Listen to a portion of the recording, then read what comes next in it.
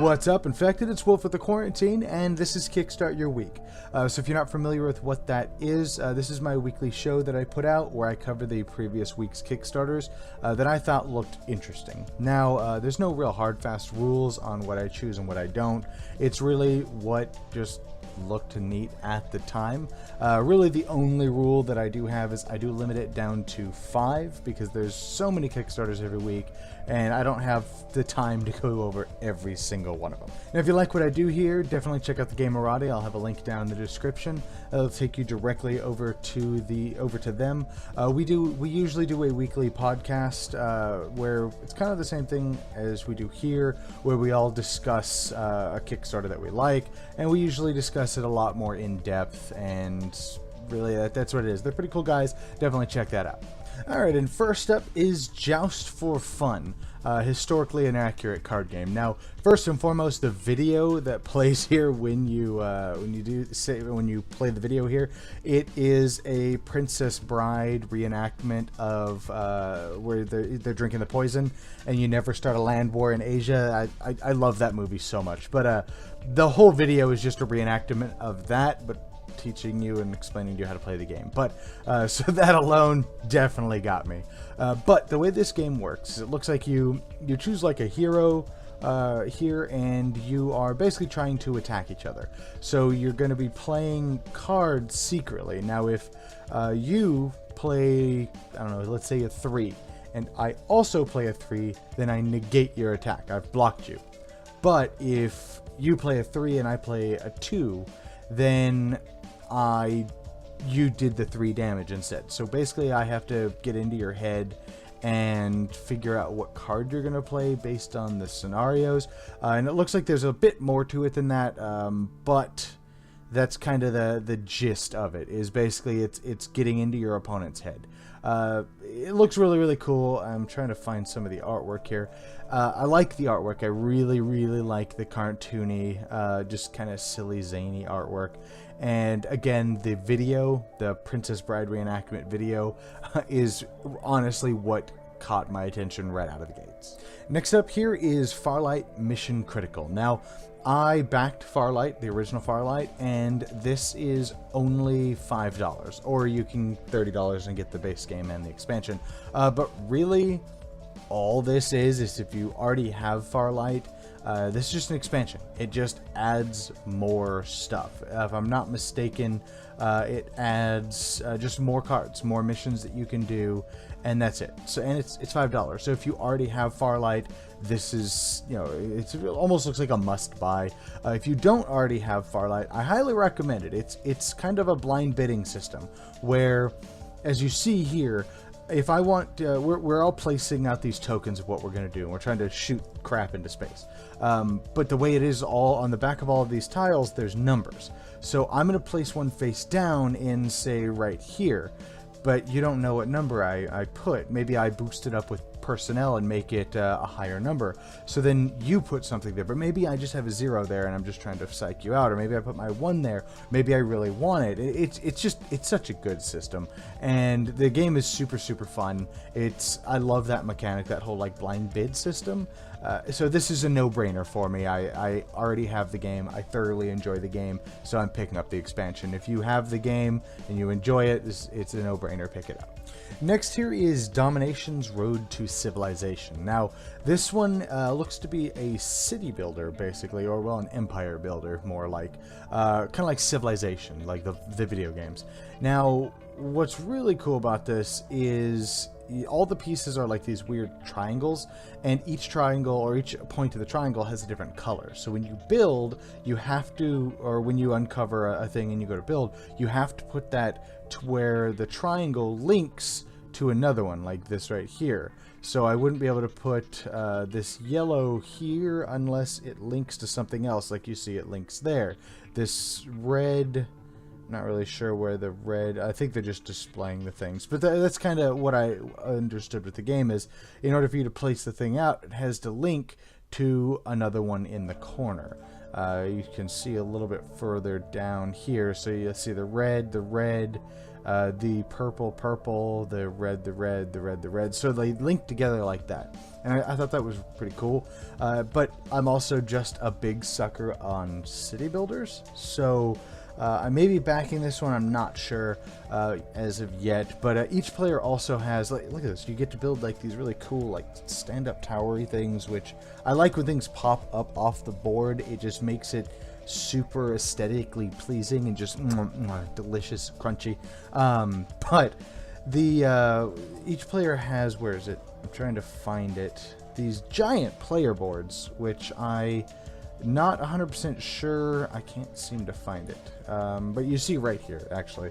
I don't know why I just pointed at the screen like you guys can see it. But this right here, that's how you're tracking the different progress levels, or like the, not the progress levels, what am I thinking? The different tracks, I can't think of what they were called. But then you also have this main one back here where you're also trying to like improve the land, like the overall glory or something of the land. But then each person has their own individual score tracks, so I'm not 100% sure how all of that works.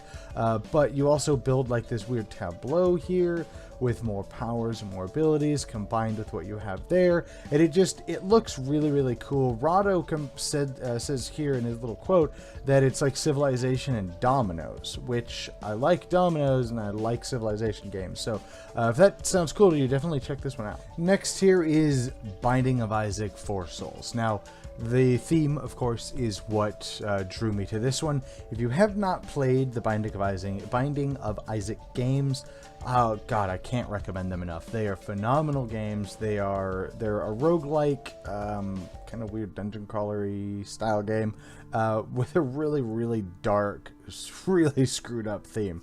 But it's loads of fun. I love Binding of Isaac.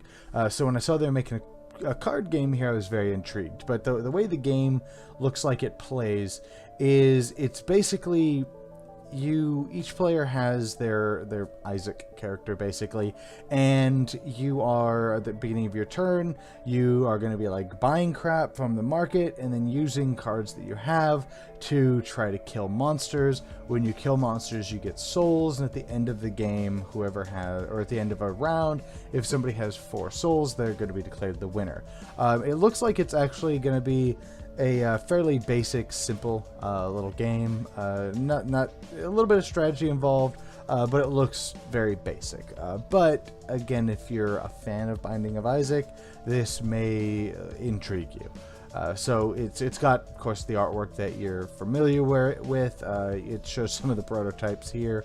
It's all drawn with crayon, but that's totally fitting for the Binding of Isaac theme. And again, the main reason why this is here is the theme itself. Do I think it's going to be a good game? Probably not. I think it's probably going to wind up being a mediocre game, but the theme alone may bump that up. And lastly is Elite Dangerous Battle Cards. Now, this is the game I wasn't 100% if I actually wanted to put on here, because I am a massive fan of Elite Dangerous. I think I still have it installed, and I go back and I play it every once in a while, but I can only play it in short spurts because it's a phenomenal game. It's a space simulator, and I'm a sucker for space, but space is also big and boring, and unless you're like a fighter or you want to dedicate more time than I have, it takes a lot to get going in Elite Dangerous. But it is a phenomenal game if you like space stuff. So the theme, already, yes, I'm down for the theme, but the game is an expandable card game. It's an LCG, basically. Hopefully it's not a CCG. But the way this game works is it's you and one other person. It's a 2-player game, and you are like setting up fleets and stations, running missions, raiding each other, attacking each other. Honestly, it looks like it's probably going to be a basic, with of course with a twist, but like a basic CCG LCG kind of setup, I guess, or gameplay, but it's going to have its own unique nuances with the fleet building and the base building and stuff like that. And so you have your 3 different sections here from you and another player. I was doing a little bit more research on this than I usually do. Apparently it's like a normal LCG. You're probably going to want 2 of the base sets in order to do better deck building with just the core sets, so I'm not a big fan of stuff like that. But the little bit that I've been looking at, the game does look intriguing.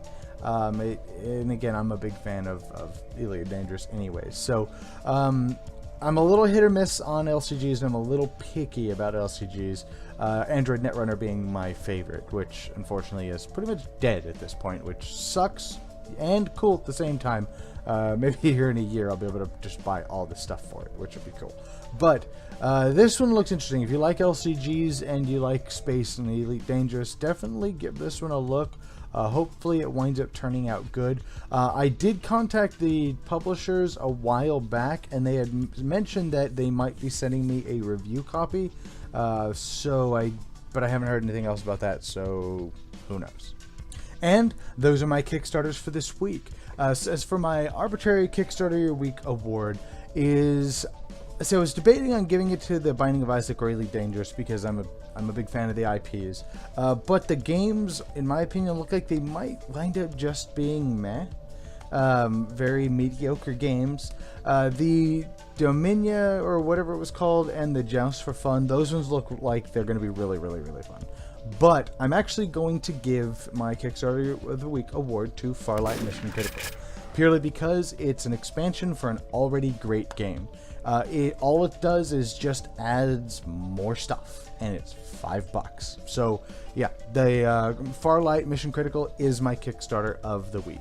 Anyways, I hope you guys enjoyed this video. I hope you guys found it useful. If any of these sound interesting, I will have a link down in the description. Definitely check out their Kickstarters. Show your support. I'm sure they would appreciate it. Anyways, if you like this channel and you're new here, stick around. Click that subscribe button. If you'd like to help support the channel, I have a Patreon and a one-time donation button down in the description as well. Any amount of support helps. Definitely keep watching these videos. That also helps as well. And I'll see you guys next time in the quarantine.